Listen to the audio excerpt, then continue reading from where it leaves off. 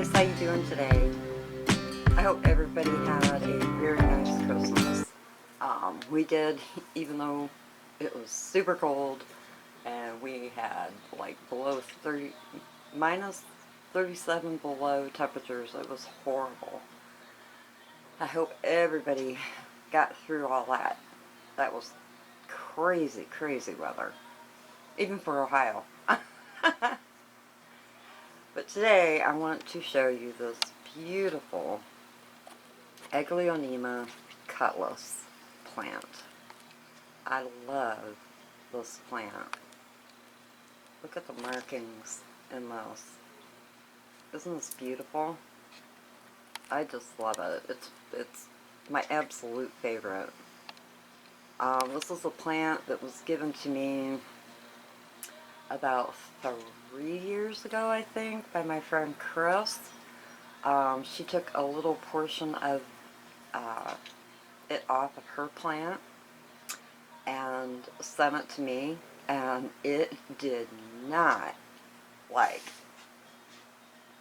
the road at all. It hated it.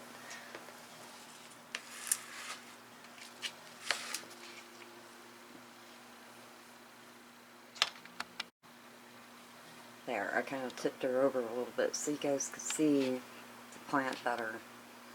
But anyways, yeah, it hated being in shipping. It sulked and it sulked and it sulked for a really, really long time.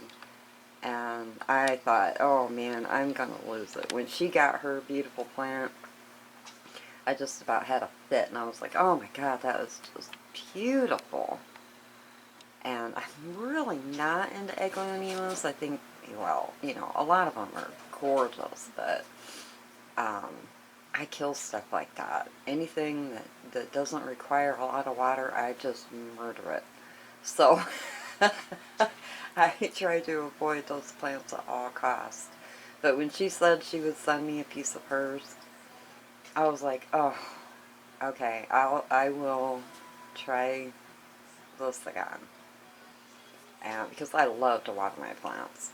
I think that's why I do so well with anthuriums and like the alocasias and stuff, because, oh, they love me and they love water.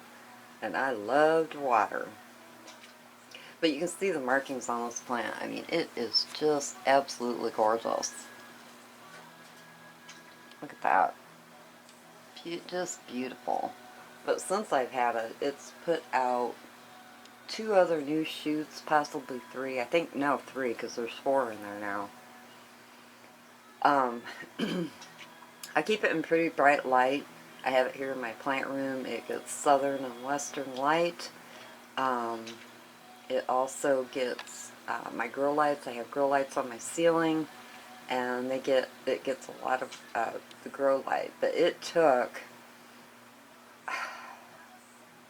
till now, really, I'd say this last summer, to where it really took off, and it got over its funk from being shipped, and it just did not like it at all. But it just absolutely took off now for me, and it's looking really beautiful. I mean, look at the colors on this plant. I just love it. It's gorgeous. But it really does well in the higher light. When it was acting funny, that was when I just shoved it into some bright light, and it just really, really took off for me. I let this dry all the way down till it is bone dry. I pick the pot up, and it's light as a feather. I go ahead and I water it. I do not even like halfway dry. No, I let it dry all the way out. And gosh, I think it's in like an 8-inch pot right now. And sometimes I don't have to water it for 2 or 3 weeks.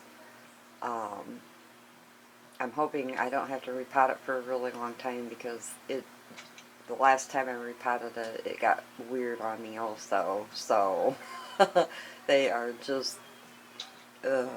Probably a good time, like how I do all my other plants, water it really good, wait for a few days, and then just pick it up, plunk it into a bigger pot, and fill dirt in around it and forget about it.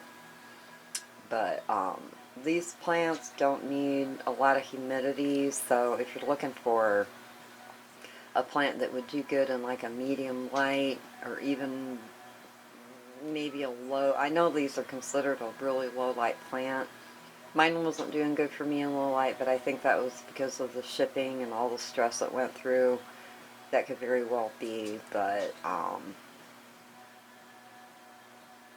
it just is. And I do feed it every time I water it. She gets fish fertilizer. And I'm assuming, I don't know, I haven't checked in a while, but I'm assuming it will probably need to be repotted before too much longer. But I'm very happy with this plant. I love it. I love the color. It's like a, try to get a good shot here. It's like a limey green and a dark green, or some kind of a creamy green. It's just beautiful. I love it. I have another Aglaonema too, and she's also, I really, really like it. I can't remember the name of it right now, but she's doing kind of okay, but I think I need to put her in bigger light too. It was also a cutting when I bought it. But this plant is absolutely gorgeous. I love that Chris sent this to me. It is gorgeous, and I love the long, elongated leaves that it has on it. That really took my eye. And of course the colors. The colors are just gorgeous on this. But I just love the elongated leaves. And each leaf has different markings on it. It's very, very pretty plant. I really, really like it. But I'm glad I have her in my collection, and I'm glad that I have not murdered this plant, because it is one of the few that I made room for of the Aglaonema family, because I just don't have room for a lot of plants like that, and a lot of them are so pretty. I love that new chocolate one that came out like a year or two ago. That one was really pretty. I'd love to get my hands on that one, but there's so many different kinds that in the Aglaonema family is crazy. But anyways, I think I covered everything. Food, water, humidity, light. It's just a beautiful, beautiful plant, and it's easy. As long as you don't overwater,